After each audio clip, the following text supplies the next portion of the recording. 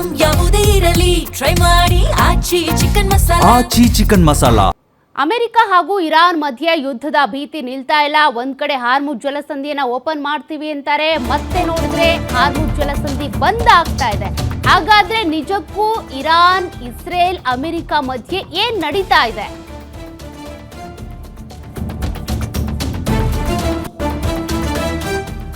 ಹಾರ್ಮುಜ್ ಜಲಸಂಧಿ ಬಂದ್ ಮಾಡಿದಂತ ಇರಾನ್ ಭಾರತ ಮತ್ತು ಬ್ರಿಟನ್ ದೇಶಗಳ ಹಡಗುಗಳ ಮೇಲೆ ಗುಂಡಿನ ದಾಳಿ ನಡೀತಾ ಇದೆ.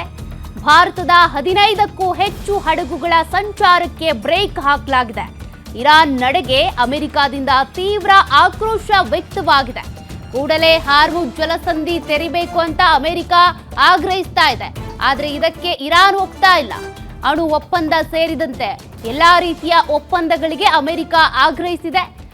ಇನ್ನು ಇರಾನ್ ಒಪ್ಪಂದಕ್ಕೆ ಬರೆದಿದ್ರೆ ಮತ್ತೆ ಬಾಂಬ್ ದಾಳಿಯನ್ನ ಮಾಡ್ತೀವಿ ಅನ್ನುವಂತ ಬೆದರಿಕೆಯನ್ನು ಕೂಡ ಹಾಕಿದೆ. ಒಪ್ಪಂದ ಅಂತಿಮ ಆಗೋವರೆಗೂ ಕೂಡ ಹಾರ್ಮುಜ್ನಲ್ಲಿ ಇರಾನ್ಗೆ ನಿರ್ಬಂಧ ಇದೆ.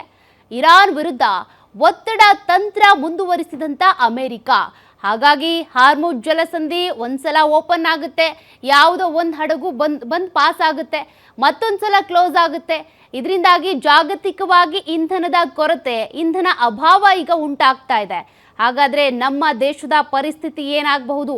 ಇನ್ನು 3-4 ವರ್ಷಗಳ ಕಾಲ ಈ ಪರಿಸ್ಥಿತಿಯನ್ನ ಸರಿ ಮಾಡಿಕೊಳ್ಳೋದಕ್ಕೆ ಸಮಯ ಬೇಕಾಗುತ್ತಾ? ಇಷ್ಟೆಲ್ಲ ಆತಂಕಗಳು ಈಗ ಎದುರಾಗ್ತಾ ಇದೆ.